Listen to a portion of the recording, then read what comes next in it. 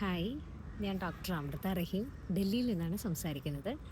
ഞാനിവിടെ ഒരു യൂണിവേഴ്സിറ്റിയിലെ ലോ ഡിപ്പാർട്ട്മെൻറ്റിൽ അസിസ്റ്റൻറ്റ് പ്രൊഫസറാണ്. എൻ്റെ MGM മ്യൂസിക് സോണിലേക്കുള്ള യാത്ര ആ, ഇപ്പോഴും എനിക്കൊരു സ്വപ്നം പോലെ തോന്നുന്ന യാത്രയാണ്. കാരണം ദൂരദർശനിലെ വിവിധ പരിപാടികളുടെ ആങ്കറായി തുടരുമ്പോൾ ഒരു മ്യൂസിക് ഷോ ആങ്കർ ചെയ്യുന്നുണ്ടായിരുന്നു. ആ പരിപാടിയുടെ 500-ാമത്തെ എപ്പിസോഡിൽ എൻ്റെ സഹപ്രവർത്തകർ എന്നെ നിർബന്ധിക്കുമ്പോഴാണ് ഞാനൊരു പാട്ട് ലൈവിൽ പാടാൻ വേണ്ടി തയ്യാറാകുന്നത്. കുട്ടിക്കാലത്തെ പാട്ട് പഠിക്കാൻ വളരെ ആഗ്രഹമുണ്ടായിരുന്നെങ്കിലും അതിനുള്ള സാഹചര്യങ്ങൾ ഉണ്ടായിരുന്നില്ല. എന്നാൽ സ്കൂൾ കലോത്സവങ്ങളിൽ കവിതയും പ്രസംഗവും ഒക്കെയായി തുടരുമ്പോഴും ഏതെങ്കിലും ഒരു വേദിയിൽ കയറി ഒരു പാട്ട് പാടുമ്പോൾ ഒരു ചെറിയ അങ്കലാപ്പ് ഉണ്ടാവാറുണ്ട്. കാരണം ശാസ്ത്രീയമായി ഇത് ഞാൻ പാടുന്നത് ശരിയാണോ തെറ്റാണോ എന്ന ധാരണ തന്നെ എനിക്കില്ല എന്നതായിരുന്നു എൻ്റെ ഭയത്തിൻ്റെ പിന്നിലുള്ള കാരണം. സോ അതിപ്പോൾ ഈ 500-ാമത്തെ എപ്പിസോഡിൽ ഞാൻ പാടിയ പാട്ട് ജയചന്ദ്രൻ സാറിനെ പോലെ ഒരാൾ കാണുക, അത് കണ്ടതിന് ശേഷം സാറൊരു അഭിപ്രായം എന്നോട് പറയുക, അതിനുശേഷം ഉറപ്പായും ശാസ്ത്രീയമായി അഭ്യസിക്കണം എന്ന് ഒരു കരുതലോടെ വാത്സല്യത്തോടെ സാറത് എന്നോട് പറയുക. അങ്ങനെയാണ് സാർ എനിക്ക് MGM മ്യൂസിക് സോണിലേക്കുള്ള വഴി തുറന്നു തരുന്നത്. ഇതെനിക്കൊരു സ്വപ്നമാണ്.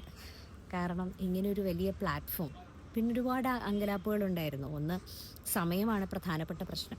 കാരണം രാവിലെ 7 മണിക്ക് വീട്ടിൽ നിന്ന് ഇറങ്ങിയ തിരികെ എത്തുന്നത് രാത്രി 7 മണിക്കാണ്. 1 മണിക്കൂറിൻ്റെ യാത്ര വൺ സൈഡുണ്ട്.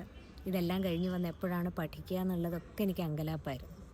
പക്ഷേ എൻ്റെ ഈ ആശങ്കകൾക്കൊന്നും ഇടമില്ല എന്ന് എന്നെ ബോധ്യപ്പെടുത്തിയത് MGM മ്യൂസിക് സോണിൻ്റെ ടെക്നിക്കൽ ടീമും അഡ്മിനിസ്ട്രേഷൻ ടീമുമാണ്.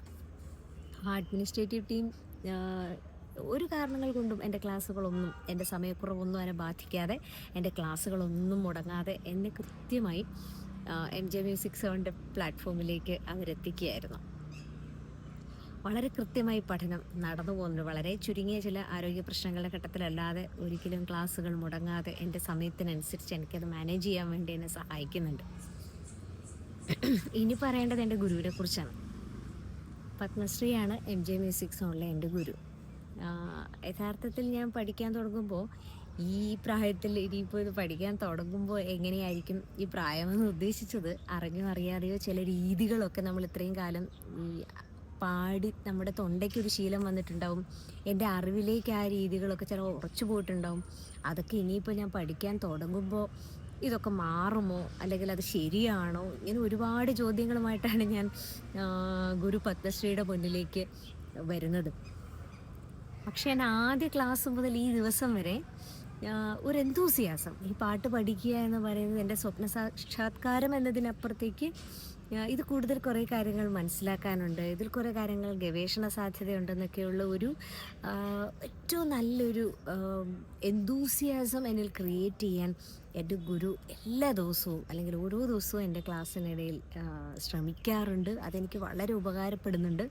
കാരണം വെറുതെ എന്തെങ്കിലും പഠിച്ച് അത് പ്രാക്ടീസ് ചെയ്ത് അത് തൊണ്ടയിൽ വരുത്തി പോവുക എന്നതിനപ്പുറത്തേക്ക് ഈ സംഗീതം, അല്ലെങ്കിൽ അതിൻ്റെ ഒറിജിൻ, അതിൻ്റെ റിസർച്ച് കപ്പാസിറ്റി എന്താണെന്ന് കൂടി ബോധ്യപ്പെടുത്തി തരുന്ന അത്രയും ആഴത്തിൽ അറിവുള്ള, അല്ലെങ്കിൽ അത് മനസ്സിലാക്കാൻ ശ്രമിക്കുന്ന ഒരു ഗുരുവാണ് എനിക്കുള്ളത്.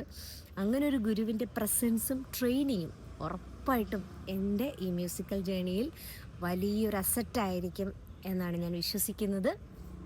ഇതിലേക്ക് എനിക്കിങ്ങനൊരു വഴി, എൻ്റെ വളരെ ഞാൻ പ്രതീക്ഷിക്കാത്ത ഒരു പാട്ടിൻ്റെ വഴി എനിക്ക് കാണിച്ചു തന്ന ജയചന്ദ്രൻ സാറിനോടും MGM മ്യൂസിക്കിൻ്റെ മുഴുവൻ മനുഷ്യരോടും, അതിൻ്റെ പിന്നിൽ പ്രവർത്തിക്കുന്ന മുഴുവൻ മനുഷ്യരോടും എന്നും സ്നേഹവും നന്ദിയും കടപ്പാടുമുള്ളവളായിരിക്കും ഞാൻ.